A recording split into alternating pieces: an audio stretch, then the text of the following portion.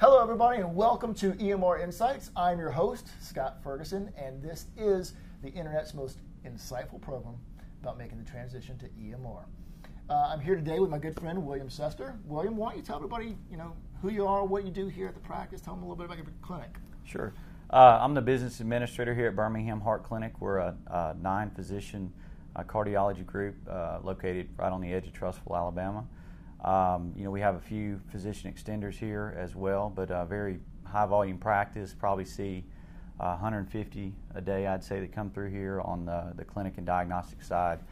Full research section here in our office.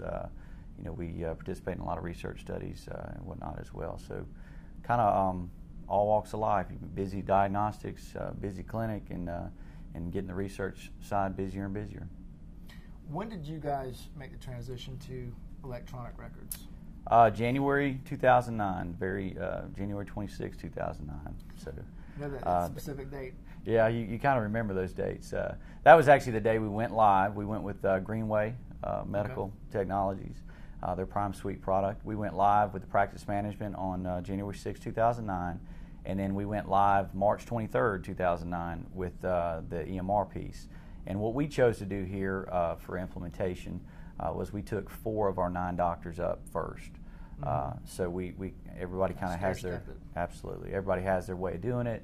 So not all 9 went live on day 1 here at our practice, but that was the go live date.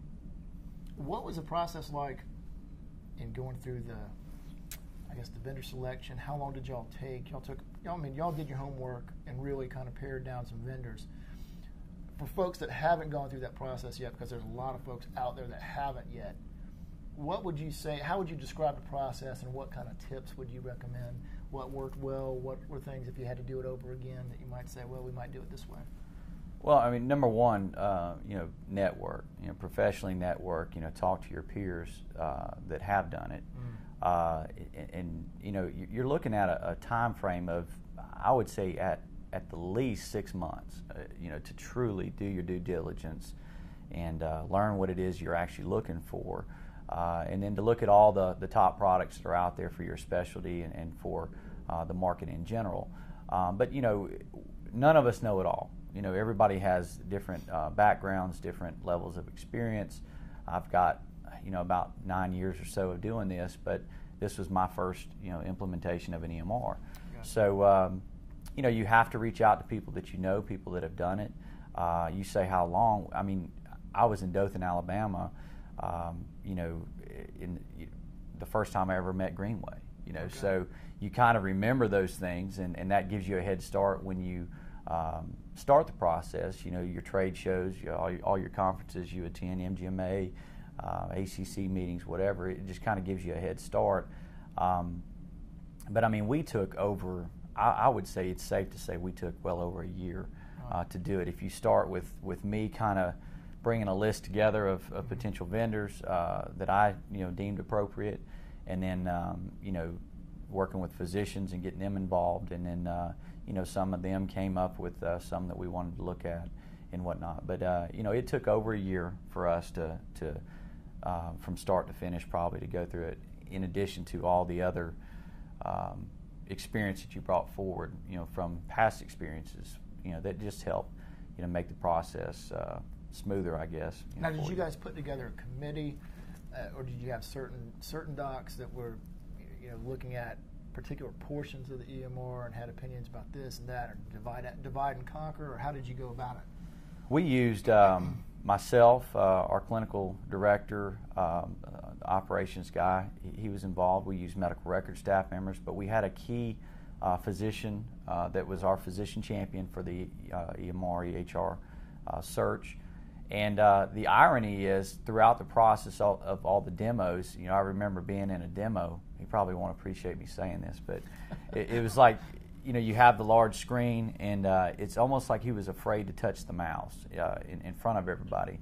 So he wasn't he wasn't the young, straight out of residency, program guy. He was our second most senior partner in the group, and he just, took it upon himself to understand the group's needs, reflected on his experience, and really, was played a crucial role in us getting the right product for our practice, because I don't think any administrator can go, and they all want you to do it, but I don't think any administrator can go and just take the right product off the shelf. It takes that it can be a committee, depending on how and I guess we kind of did that in an unnamed sort of way, because we got all parties. I mean, we involved staff from all different levels in some of the demos. We would bring in a medical records person when we saw pieces of chart capture, for example. When we looked at chart capture, we let medical records people see the product and look at what its functionality was and how that could, work in our group. So it wasn't just a bunch of administrators in suits and doctors, saying we know what's best. We went back to staff or got input from them, and some of them saw the product. But you can't get everybody in front of it. But you have to realize what your specialty is, but also what they do day in and day out with their job, and let them be involved to a certain extent to help pick the best product. Now, did you guys put together checklists and things in advance, or did you just kind of bring in the vendors, listen to them, and then take notes away from that afterwards and kind of compile things, or what was that like? I guess that checklist kind of morphed as you go through the demo process. The vendors are, have very good salespeople, and a lot of them for the major vendors are very educated in what they're selling, and so they take and they can kind of teach you to a certain degree about certain things. It's kind of like a drug company doing their own research study. You have to take it at the level they're you have to understand they're selling a product, so you have to do some research behind. But it's also nice to bounce what they say off of other vendors and see what their response is. And right. We had a lot of that, even with the Greenway product that we went with. There were some things that we tested out in the marketplace, and and would come back with answers. And it's a good open debate, when you're going through that process, because you need to do your due diligence to make sure you're getting a good product. But I don't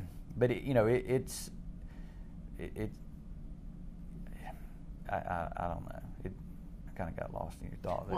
Well, the selection process is one thing, and then once you transition from that, then it's all about implementation. Oh, absolutely. So, how did you guys prepare for that? I know different groups have. First of all, about how long from the point where you made your selection, as a group you decided, okay, this is who we want to go with, to the point where you're really coming up on implementation of something, of anything. Right. How long was that? Well, we signed our contract on October 30th or 31st, if I'm not mistaken. Okay. So late October of 2009, and like I said, we went live January 2009. Okay. So there wasn't a tremendous amount of time. Plus with the holidays. We had holidays in there, and but it was appropriate. It was adequate. It didn't feel like a race. To hurry up. I took a lot of personal time and really looked at what are we going to migrate over from the old system, and so and like we mapped. I mean, everybody's different. I mean, everybody. I've heard of some practices that'll sign and go. These days I hear the lines are somewhat long. It's backing up a little bit now. Depending on the trying vendors. to get to 2011. So back then I think that was, we may have even pushed it a little bit, ourselves to turn the corner of the year a little bit, but I don't remember the details. But it was pretty close from signature, late October to late January was what we're looking at for the. But again, that you need a good solid 2 months or so